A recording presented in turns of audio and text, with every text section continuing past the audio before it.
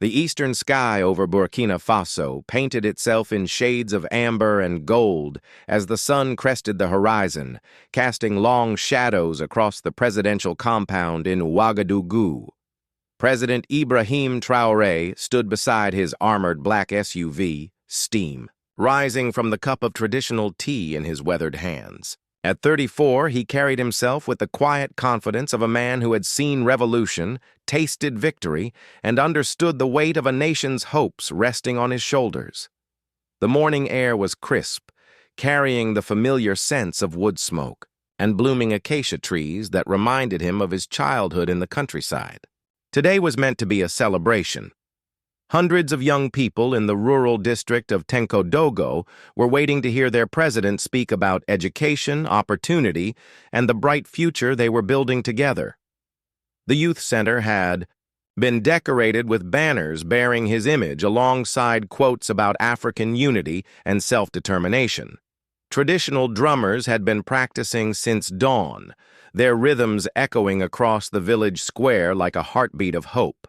But time was slipping away like sand through fingers. Ibrahim's closest advisor, Idrissa Ouedraogo, approached with hurried steps. Tall and lean with sharp cheekbones that caught the morning light, Idrissa had been at Ibrahim's side since the early days of the revolution. His loyalty had never been questioned, his counsel always valued. Today, however, there was something different in his demeanor, a nervous energy that seemed to vibrate beneath his carefully composed exterior. "Sir," Idrissa said, his voice carrying a note of urgency, "we have a problem. The main highway to Tenkodogo is experiencing delays. There's been an accident involving a fuel tanker about 40 kilometers ahead. Traffic is completely blocked." Ibrahim frowned, checking his watch. They were already running 30 minutes behind schedule, and the youth were waiting. Disappointing them was not an option. These young people represented the future of Burkina Faso, and their faith in leadership needed to be nurtured, not tested. "What are our alternatives?" Ibrahim asked, though he suspected Idrissa had already prepared an answer. "There's a shortcut," Idrissa said, pulling out a folded map from his jacket. "It cuts through the bush country, follows some of the old colonial roads. Very quiet, very direct. We could make up the lost time, arrive in just 40 minutes instead of 2 hours. If we take the detour around the accident." Ibrahim studied the map, noting the thin red line that Idrissa's finger traced through seemingly empty terrain. The route passed through sparsely populated areas, far from the main settlements and commercial centers. It was indeed a more direct path, cutting across the countryside like an arrow aimed at their destination. "Is the road secure?" Ibrahim asked, a question that had become second nature after months of increasing tensions with various opposition groups and foreign interests. "Absolutely, sir," Idrissa nodded with what appeared to be complete confidence. "Our advanced security team swept it thoroughly yesterday evening. I personally oversaw the operation myself. Every kilometer was checked, every potential hiding spot examined. The road is clear." From behind them, Karim Sawadogo, Ibrahim's chief bodyguard and longtime friend, approached with measured steps. A former soldier with scars that told stories. Of battles fought in defense of the homeland, Karim possessed the kind of intuition that kept presidents alive in dangerous times. His weathered face carried the permanent alertness of a man who saw threats in shadows and heard danger in silence. "I've never liked that particular road," Karim said quietly, his eyes scanning the map over Ibrahim's shoulder. "Too isolated, too quiet. In my experience, the roads that seem safest are often the ones that hide the greatest dangers." But Idrissa was insistent, his voice taking on an almost desperate quality. "Sir, we're burning daylight and fuel. The young people have been waiting since sunrise. Some of them walked for hours just to see you speak. We have limited resources, and this delay is exactly the kind of inefficiency that our critics use against us." Ibrahim paused, weighing the considerations. The practical argument made sense. Time was precious, resources were limited, and the youth of Burkina Faso deserved a leader who kept his promises. Yet something in Karim's expression gave him Pause. The old soldier's instincts had saved them before. After a long moment of contemplation, Ibrahim made his decision. "Fine," he said, folding the map and handing it back to Idrissa. "We'll take the shortcut, but I want extra vigilance from everyone. No relaxed attitudes, no dropped guard." The convoy began its formation like a well-choreographed dance of protection. 2 military trucks loaded with armed soldiers took the lead, their heavy tires crushing the morning dew as they moved into position. Ibrahim's armored SUV occupied the center, a fortress on wheels equipped with bulletproof glass, reinforced, doors and communication systems that could reach anywhere in the world. 2 additional security vehicles brought up the rear, completing a mobile shield designed to protect one of Africa's most important leaders. As they rolled out of the compound, Ibrahim noticed the way the morning light played across the landscape. Burkina Faso in the early hours was breathtakingly beautiful. Vast expanses of savanna dotted with baobab trees, their ancient trunks standing like monuments to endurance. Small villages appeared and disappeared in the distance, their traditional round huts and corrugated metal roofs reflecting the growing strength of the sun. The shortcut road proved to be everything Idrissa had described: narrow, winding, and largely abandoned. Red laterite soil stretched ahead of them like a ribbon cutting through the wilderness. On either side, tall elephant grass swayed in the morning breeze, creating a natural corridor that seemed to extend endlessly toward the horizon. What struck Ibrahim most was the profound silence. No children playing by the roadside, no women carrying water jugs on their heads, no men leading cattle to pasture, no goats wandering freely, no chickens scratching in the dust, no smoke rising from cooking fires. The absence of human activity was almost oppressive, like traveling through a world that had been temporarily abandoned. "This is unusual," Karim observed from the front passenger seat, his hand resting instinctively near his sidearm. "Even the most remote roads usually have some signs of life." Ibrahim nodded, feeling the same unease. In Burkina Faso, roads were arteries of life, places where communities intersected, where trade happened, where children walked to school and farmers transported their goods. This road felt different, almost sterile in its emptiness. 30 minutes passed in relative quiet, broken only by the low rumble of the convoy's engines and the occasional crackle of radio communications between the security vehicles. Ibrahim used the time to review his speech notes, thinking about the words he would share with the young people. He wanted to talk about resilience, about the importance of education, about building a Burkina Faso that belonged to its people, rather than foreign interests. Then, without warning, the convoy ground to a halt. "What's the situation?" Ibrahim asked, leaning forward to peer through the windshield. In the center of the dirt road, perhaps 50 meters ahead, stood a single brown cow. It was a magnificent animal, large, well-fed, with a glossy coat that caught the sunlight like burnished leather.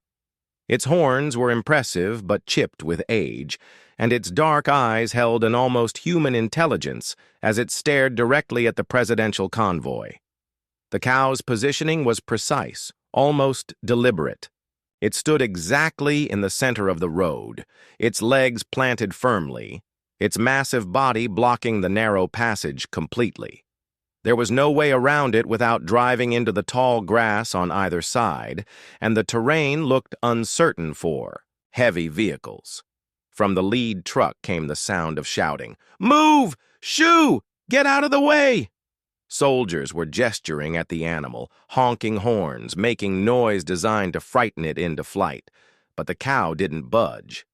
One of the soldiers fired a warning shot into the air, the sharp crack echoing across the savannah like thunder. Birds exploded from the grass in panicked flight, their wings beating frantically as they sought safety. The sound reverberated for several seconds, then faded into the vast silence of the bush. The cow remained exactly where it was, unmoved, and apparently unafraid. "This is bizarre," Karim muttered, stepping out of the vehicle to assess the situation. In all my years, I've never seen a cow act like this. They're normally skittish animals, especially around vehicles and loud noises. Two soldiers approached the animal with long sticks, attempting to guide it gently off the road. The cow took a single step backward, then immediately returned to its original position, as if that particular spot held some magnetic attraction. Ibrahim rolled down his window, studying the strange scene with growing puzzlement. "Why hasn't it moved?" he asked aloud, though the question was really directed at the universe itself. "No idea, sir," Karim replied, his professional concern evident. "The animal is acting completely contrary to normal behavior. It's almost as if..." "As if what?" "As if it's trying to tell us something." From behind them, Idrissa's voice carried a note of impatience. "Sir, with respect, we're wasting precious time over a single animal. The driver can easily steer around it. The ground looks solid enough to support our weight."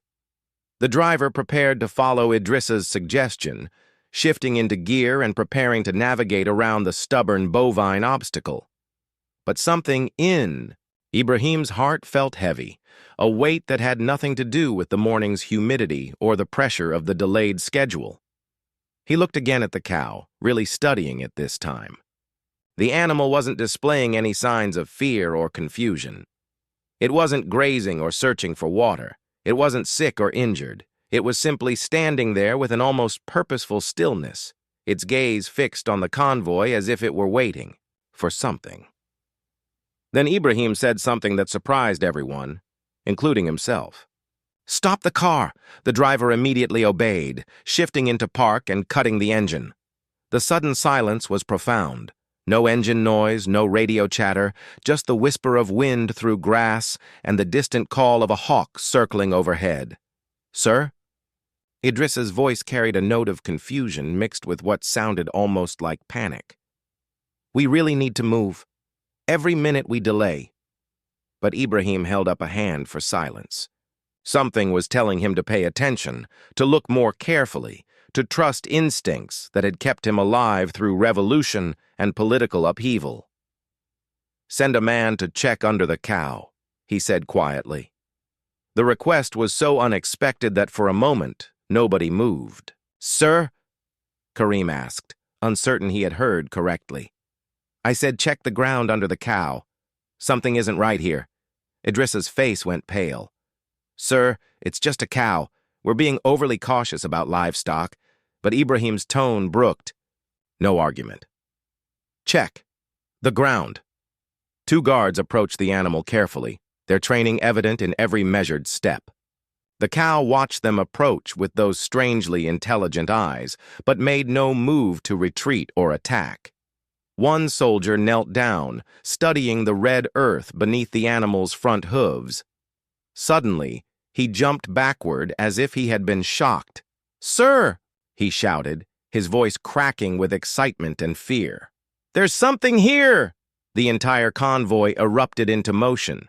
Soldiers poured from the vehicles, weapons drawn, radios crackling with urgent communications. Ibrahim stepped out slowly, his heart hammering in his chest as the implications of the discovery began to sink in. What they found beneath the cow's hooves changed everything. Half buried in the laterite soil, barely visible to the naked eye, was a thin metal wire. It was the kind of wire that spoke of careful preparation, professional installation, and deadly intent. The soldier who had discovered it traced its path with trembling hands, following it as it disappeared into the earth, in a deliberate pattern. "Sir!" Karim called out, his voice tight with controlled panic. "We've got explosives, multiple devices. This is a carefully prepared kill zone." The words hung in the air like a death sentence. 3 anti-vehicle mines, each one capable of destroying. An armored car and everyone inside it had been buried with surgical precision along the convoy's intended path. The positioning was perfect, designed to catch the lead vehicles and the president's car in a coordinated explosion that would have left no survivors. Ibrahim felt the blood drain from his face as he stared at the cow, which continued to stand, calmly above the deadly trap. The animal's positioning wasn't random. It was exact. It had placed itself directly over the central mine, the one that would have destroyed the presidential vehicle. "How recent is this?" Ibrahim asked, though his mouth felt dry as desert sand. Karim knelt beside the wire, examining the soil with the expertise of a former combat engineer. "Very recent, sir. Look at this boot print." He pointed to a clear impression in the soft earth beside the mine. "The ground is still damp from morning dew. This wasn't here yesterday morning." The implications crashed over Ibrahim like a wave of ice water. Someone had known about the shortcut. Someone had known they would take this road. Someone had prepared a perfectly positioned ambush with inside information about their route and timing.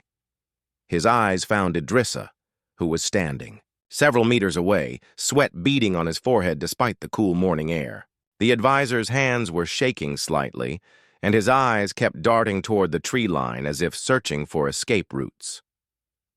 "We cleared this road yesterday," Ibrahim said slowly, his voice carrying the weight of dawning realization.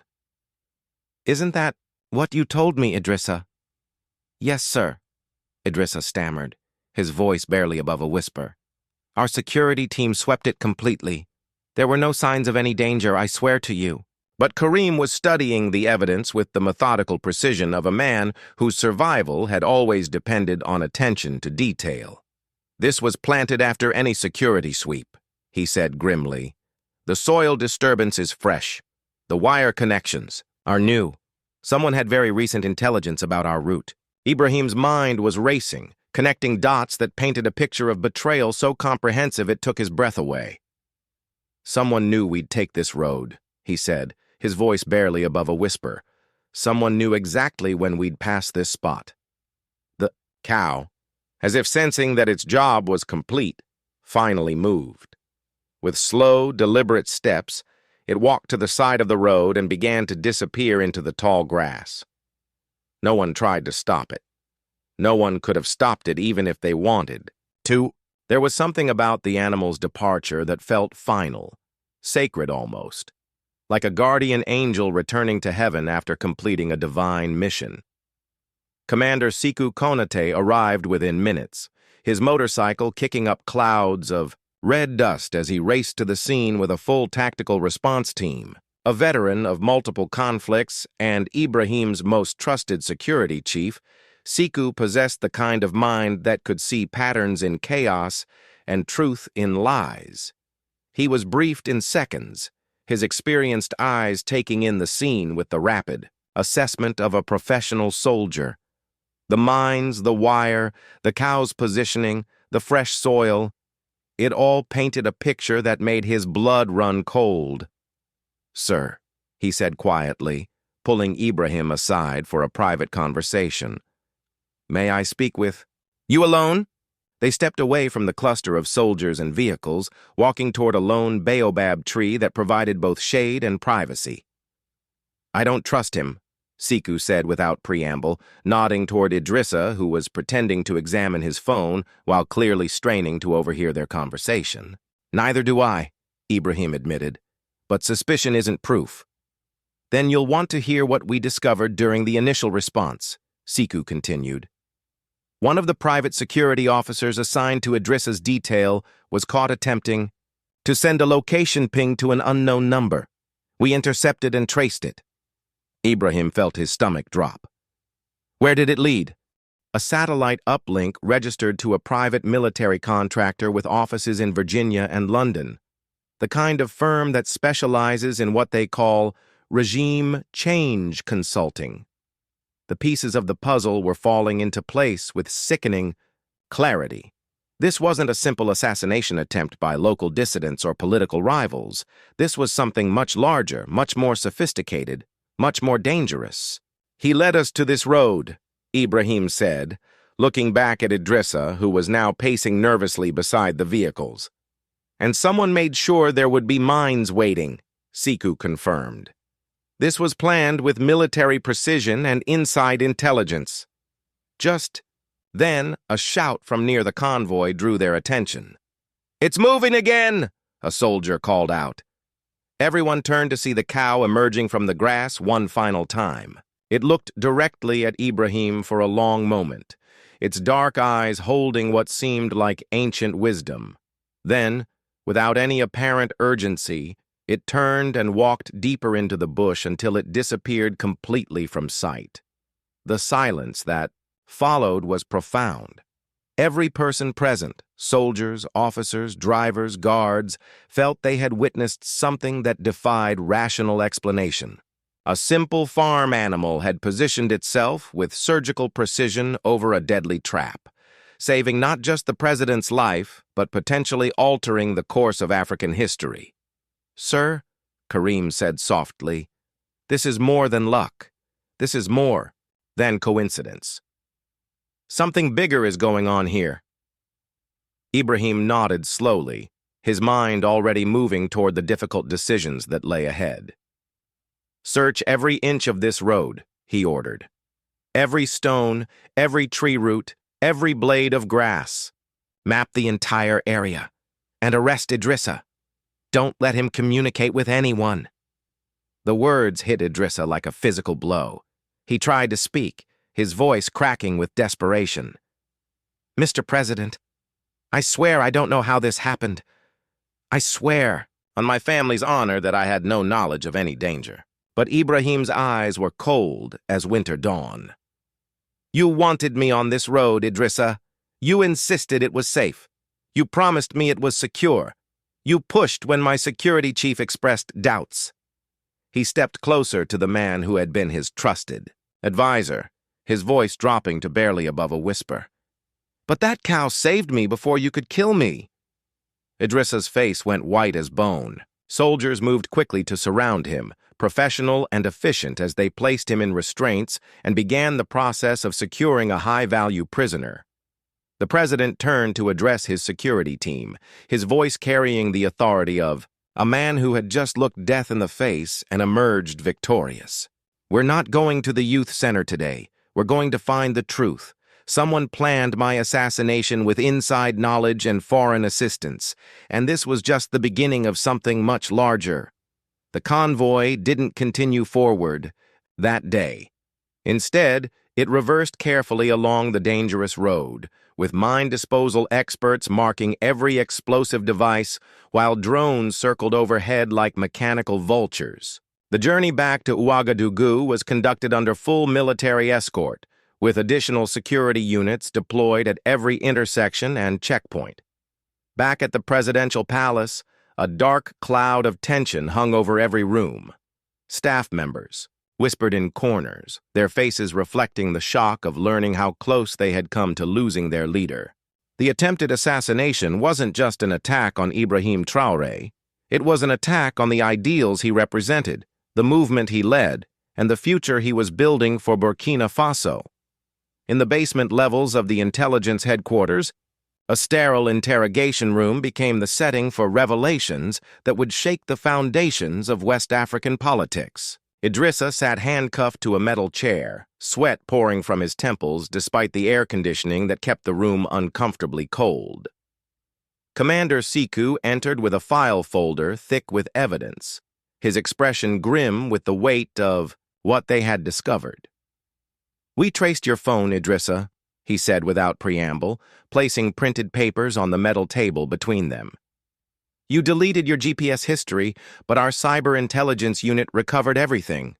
The evidence was damning." 2 days prior to the assassination attempt, Idrissa's phone had registered a prolonged stop at the exact coordinates where the mines had been planted.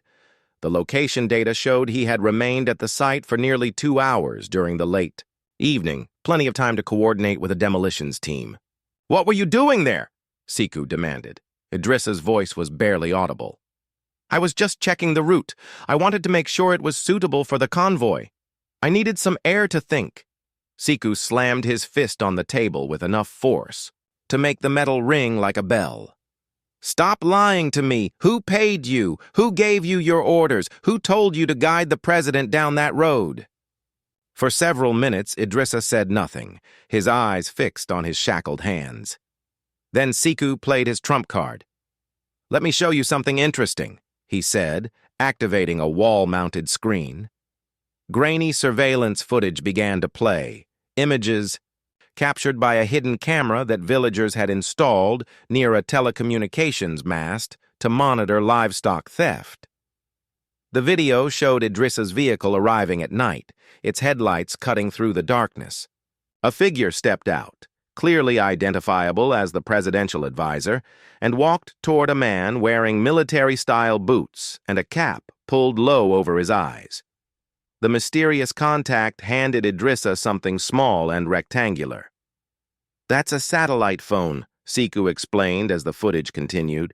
"Military-grade, encrypted, untraceable through normal channels. We found it hidden in a compartment beneath your car seat. You forgot to destroy the evidence." Idrissa's composure finally cracked. His shoulders began to shake, and tears started, flowing down his cheeks as the weight of his betrayal crashed over him like a collapsing building. "They said they only wanted to scare him," he whispered, his voice broken with shame and regret. "They said it wouldn't kill him, just send a message. Make him afraid. Make him easier to control. They said no one would be hurt." "Who is they?" Siku demanded, leaning across the table with predatory intensity. Idrissa shook his head, his voice barely audible. "I don't know names. I was given money, promises of a better life.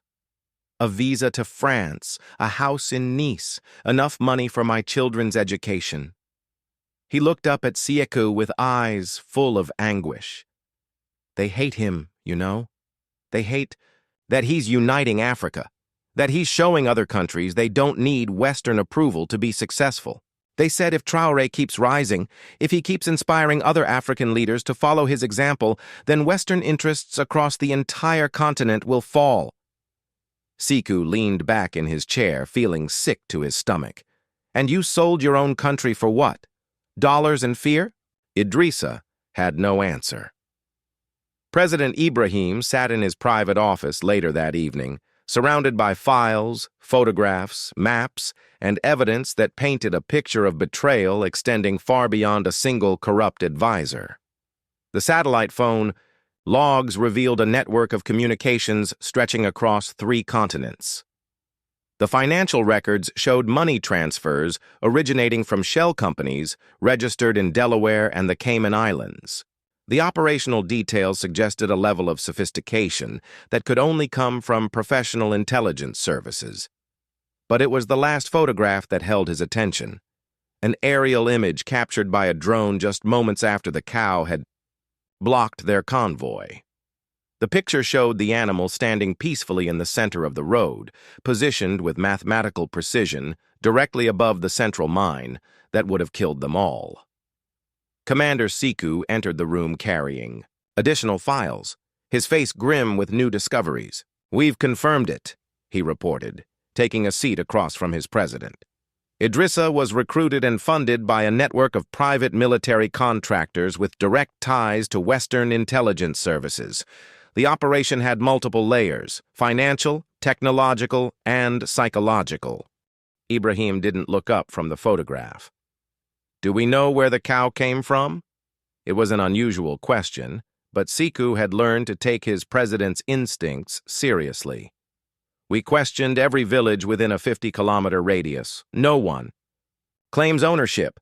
It doesn't match any of the local herds. The animal has distinctive markings: a white patch on its forehead, chipped left horn, a scar on its right flank, but no farmer recognizes it. And after it blocked the road, it vanished, as completely as it appeared. Some of the locals are calling it divine intervention. Others think it was trained somehow, though that seems impossible given the precision required." Ibrahim finally looked up from the photograph, his eyes reflecting a mixture of wonder and determination. "Commander, permission to speak freely." "Of course, sir." That was not just an animal. That was something else entirely. Siku nodded slowly. He had served in enough conflicts, seen enough unexplainable events, to know that the universe sometimes operated according to rules that military manuals didn't cover. "Sir, what are your orders?" Ibrahim stood and walked to the window, looking out over the lights of Ouagadougou. The capital city stretched before him like a constellation of hope and possibility. Homes where families slept safely because of the stability his government had brought. Schools where children learned about their heritage and their potential. Markets where entrepreneurs built businesses without foreign interference. "Prepare a message," he said finally. "I want the world to know that Africa's path forward is not guided by fear. It is protected by something greater than human politics or foreign manipulation." He turned back to Siku with a slight smile, even if that protection sometimes comes in the form of a cow with chipped horns. 2 days after the assassination attempt, whispers were spreading across Burkina Faso like wildfire through dry grass. Did a cow really save the president's life? Was it divine intervention or impossible coincidence? Who had planted the bombs? And most importantly, how deep did the betrayal extend? President Ibrahim moved quietly through the palace corridors, his silence creating more impact than any press conference could have achieved. His enemies expected panic, expected him to retreat into defensive isolation. Instead, he was methodically dismantling their network piece by piece. The investigation had revealed that Idrissa wasn't the only traitor. Lieutenant Dramane Uwoba, a quiet logistics officer who had worked at the palace for 6 years, had also been compromised. His job was to provide real-time tracking data of the presidential convoy through hidden software installed on the lead vehicle's navigation system. When confronted with the evidence, Lieutenant Uwoba confessed immediately, his shame overwhelming any remaining loyalty to his foreign handlers. "I was offered a new life," he said, his voice hollow with regret. "Money, a visa to America, a house in suburban Virginia. They said President Traoré would be replaced anyway, that it was already arranged through diplomatic channels. They made it seem inevitable." "Who made it seem inevitable?" Siku pressed. The lieutenant hesitated, then muttered words that sent ice through everyone's veins. "People from a company called Langley Group Support. One man had credentials that suggested CIA connections, though he never said so directly. The international implications were staggering. This wasn't just an assassination plot. It was part of a broader strategy to destabilize progressive African leadership and maintain Western hegemony over the continent's resources and political direction." That night, Ibrahim sat alone in his study, writing in his personal journal. He wrote only one sentence.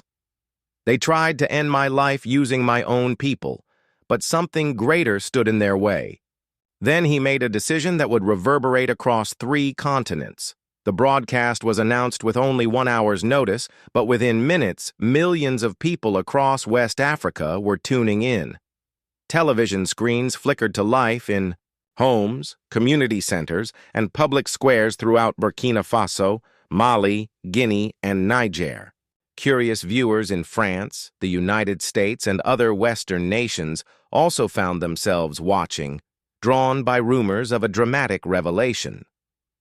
President Ibrahim Traoré appeared on screen looking calm, composed, and utterly unafraid.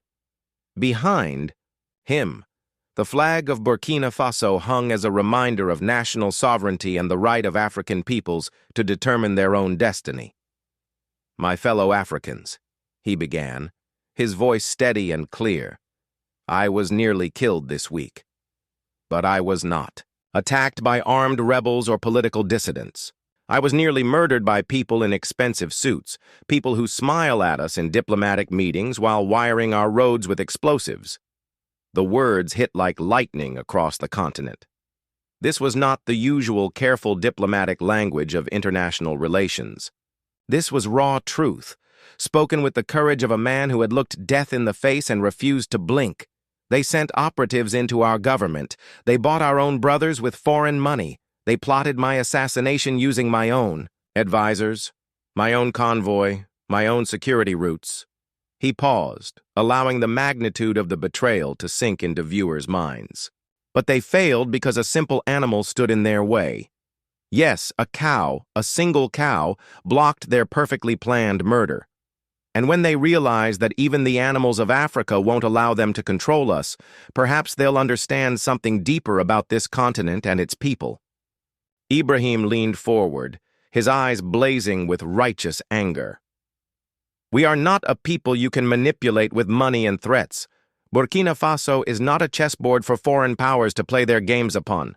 From this day forward, any foreign military, base, contractor, or intelligence operation on our soil has 30 days to leave. The ultimatum sent shockwaves through diplomatic circles worldwide. Several European nations immediately demanded emergency meetings with their ambassadors. The Pentagon began calculating the implications for regional security arrangements. Corporate boardrooms in London and New York erupted into crisis management sessions. But Ibrahim wasn't finished. And let me be clear about something else, he continued, his voice dropping to a deadly whisper that somehow carried more menace than shouting. I know your names. I have your communications. I possess your operational plans. I won't just survive your assassination plots. I will expose them to the world. He stood up, his silhouette imposing against the backdrop of the national flag. This attack was not just against one man. It was an attack against the idea that Africa can govern itself, that African resources should benefit African people, that African leaders should answer to African citizens rather than foreign corporations. The camera slowly zoomed out as Ibrahim walked toward the flag, his voice rising with the power of absolute conviction. But that idea cannot be killed with landmines. It cannot be buried with betrayal. It cannot be purchased with promises of houses in France or visas to America. The screen faded to black as the national anthem began to play, leaving millions of viewers in stunned silence. The reaction to Ibrahim's broadcast was immediate and explosive. Across Burkina Faso, spontaneous celebrations erupted in the streets. Young people painted murals depicting a magnificent cow with golden horns, while poets composed verses about the divine cow of resistance. Children reenacted the scene in school playgrounds, with one child always volunteering to be the heroic cow that saved the president. In neighboring Mali and Niger, the story spread with the speed of wildfire. Social media exploded with hashtags like Cow of Liberation and Africa Stands Up. Street vendors began selling T-shirts featuring Ibrahim's image alongside a stylized cow, blocking a road marked with danger symbols. But across the Atlantic, in corporate boardrooms and government offices, the reaction was very different.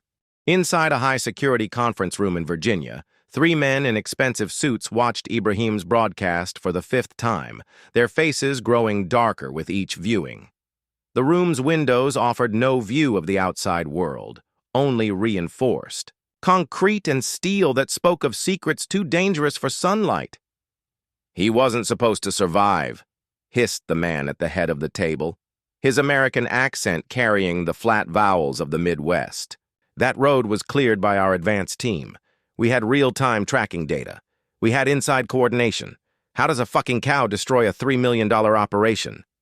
The second man, whose British accent suggested expensive private schools and old colonial connections, leaned forward over the polished conference table. There's only one possible explanation, he said grimly. We underestimated him completely. We treated this like a standard regime change operation, but Traoré isn't a standard African leader. They pulled out new files, thicker than telephone books, containing contingency plans that made the landmine assassination look like a children's game.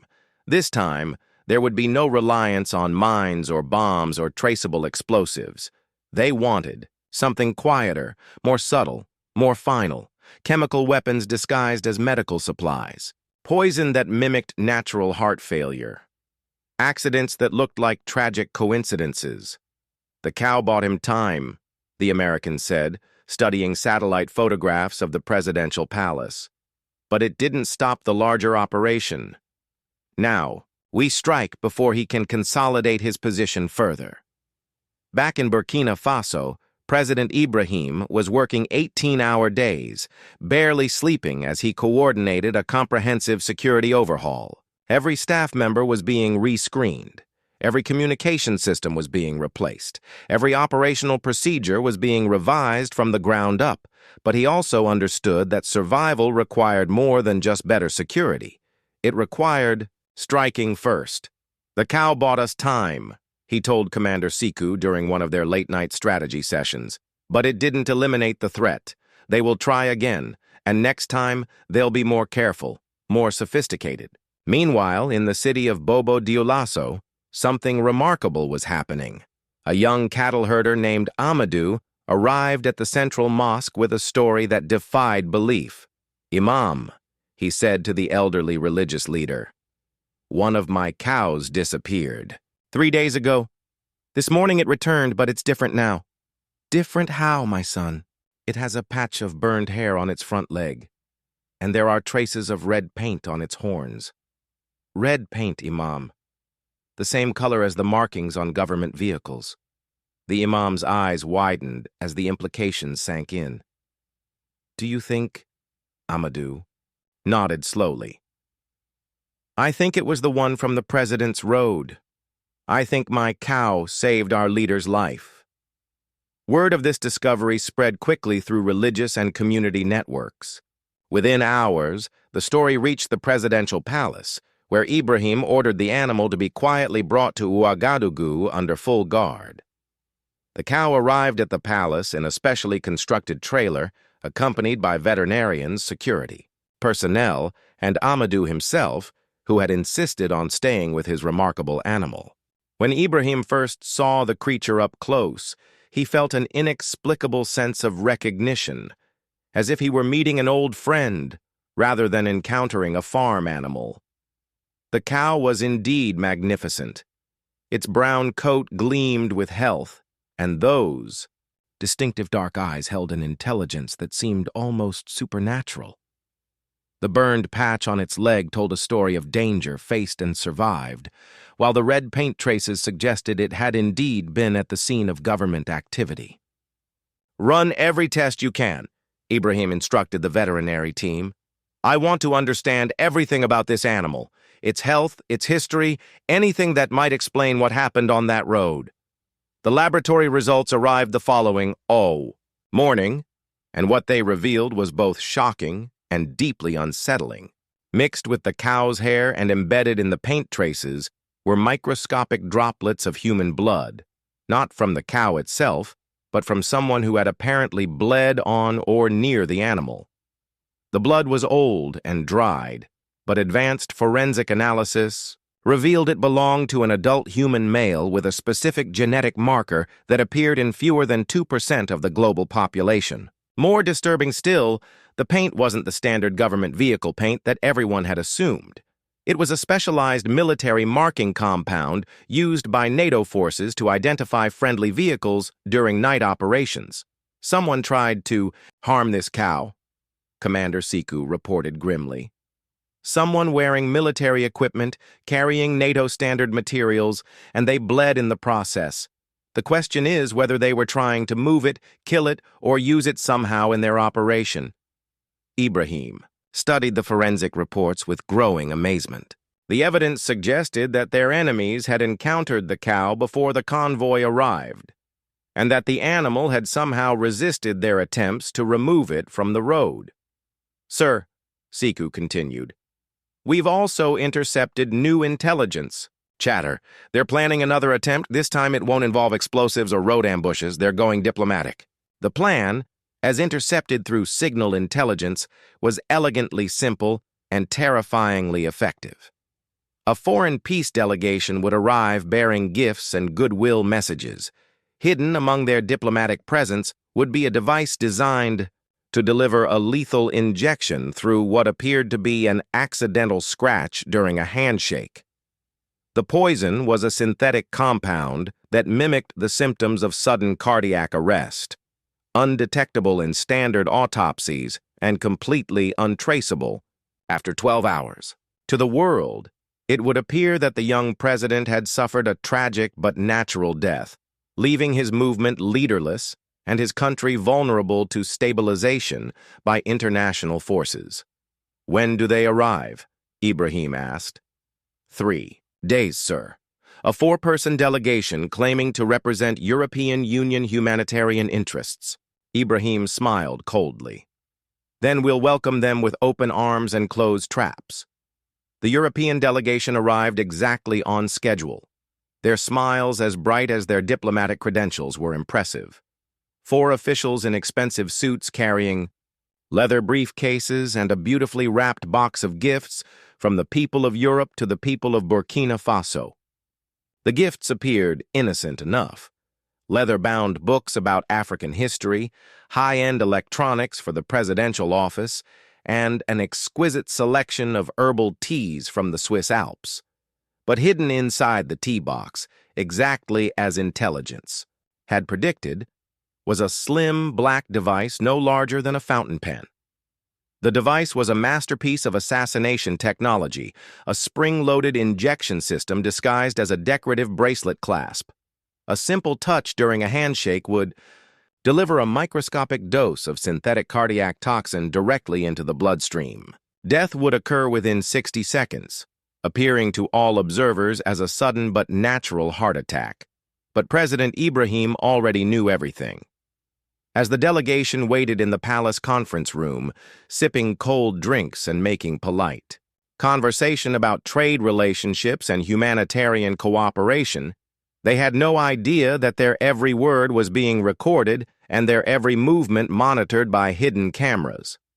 The moment of truth came when the lead diplomat, a silver-haired man with kind eyes and a grandfather's gentle smile, stood to present the gifts to President Ibrahim. As he extended his hand for what should have been a routine diplomatic handshake, the door burst open. "No one move." Commander Siku's voice cut through the room like a blade.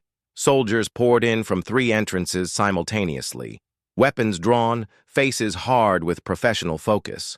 The 4 diplomats found themselves surrounded before they could react, their hands raised instinctively in surrender.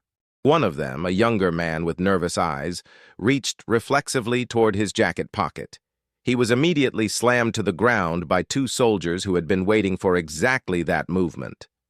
The bracelet device was extracted from his pocket, its deadly secret revealed under the harsh lights of the conference room. "Gentlemen," Ibrahim said calmly, remaining seated while chaos erupted around him, "I believe you've brought me something more than herbal tea." The injection device was placed on the conference table where everyone could see it, a tiny mechanical assassin that would have ended not just one man's life, but potentially changed the course of African history. The silver-haired diplomat, his kind grandfather facade cracking under pressure, stared at the device with something approaching despair. "We tried everything," he said, his voice hollow with defeat.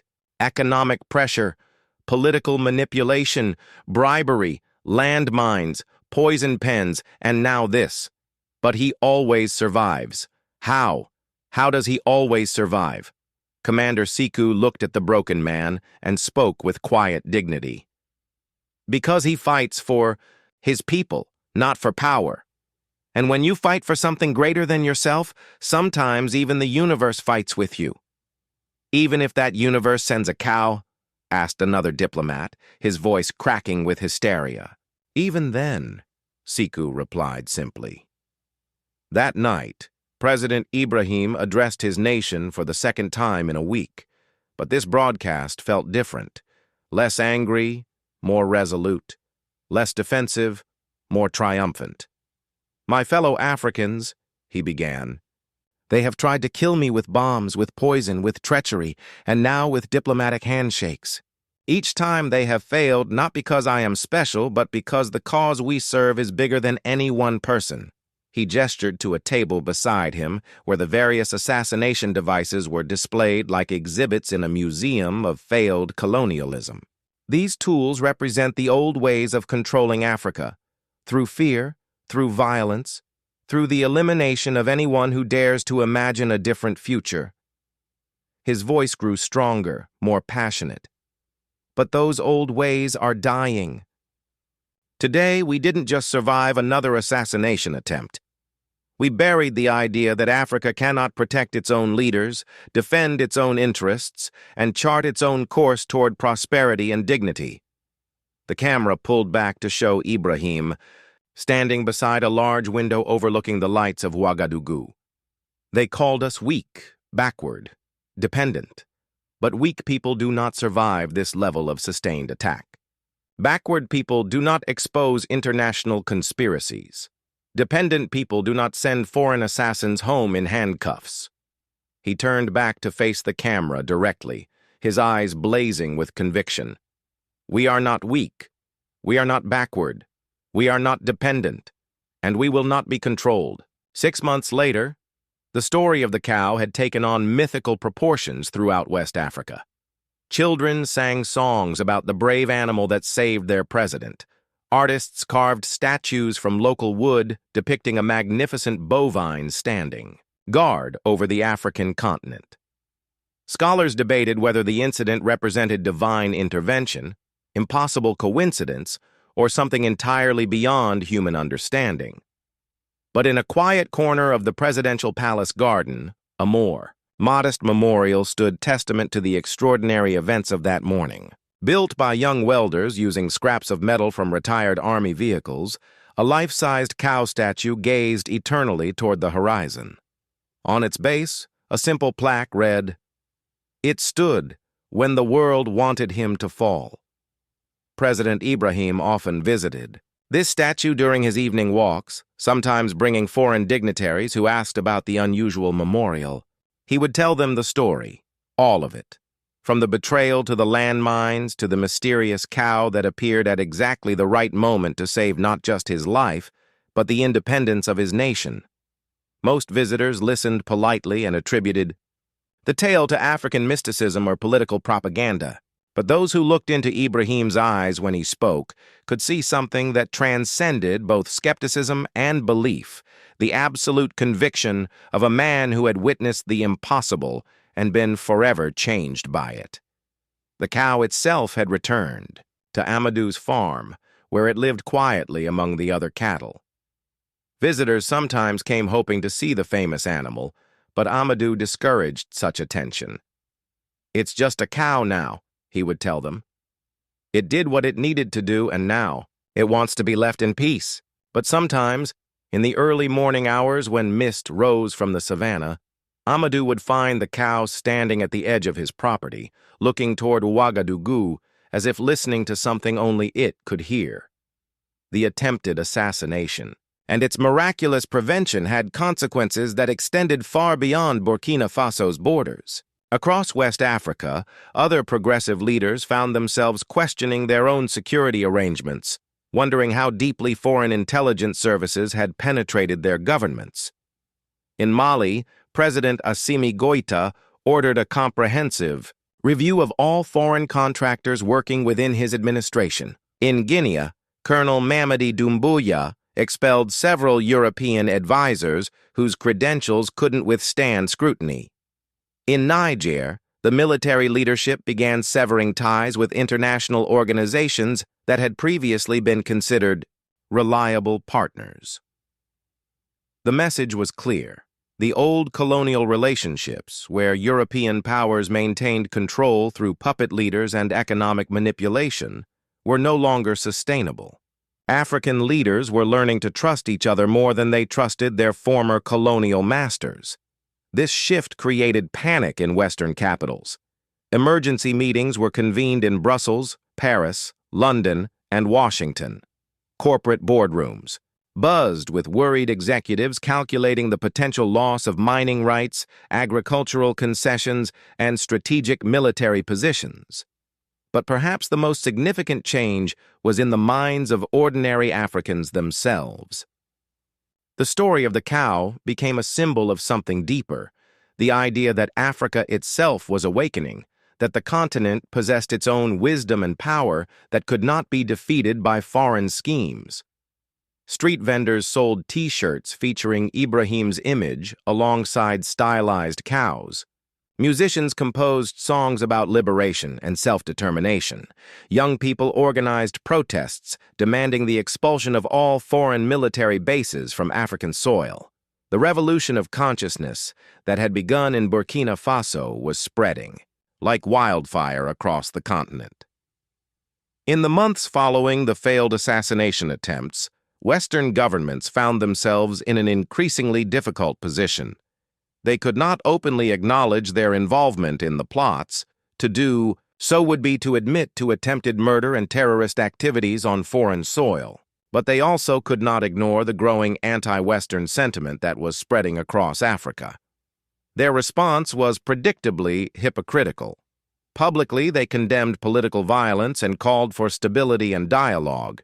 Privately, they began implementing economic sanctions designed to strangle Burkina Faso's economy and force Ibrahim's government into compliance with Western interests.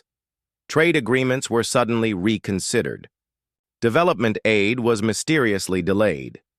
International loans were subjected to new conditions that would have effectively returned the country to colonial status. But Ibrahim had anticipated this reaction. In the weeks following the assassination attempts, he had been quietly building alternative relationships with China, Russia, and other African nations. When Western sanctions began to bite, he was ready with new markets, new sources of investment, and new partnerships that didn't require surrendering sovereignty. The sanctions intended to weaken Burkina Faso instead demonstrated to other African nations that Western partnership was merely another form of control, one that could be withdrawn the moment African leaders prioritized their own people's interests over foreign profits. 1 year after the assassination attempt, President Ibrahim received an unexpected visitor. Dr. Elizabeth Okafor, a renowned animal behaviorist from the University of Ibadan, had traveled to Burkina Faso specifically to study the cow that had become famous throughout Africa.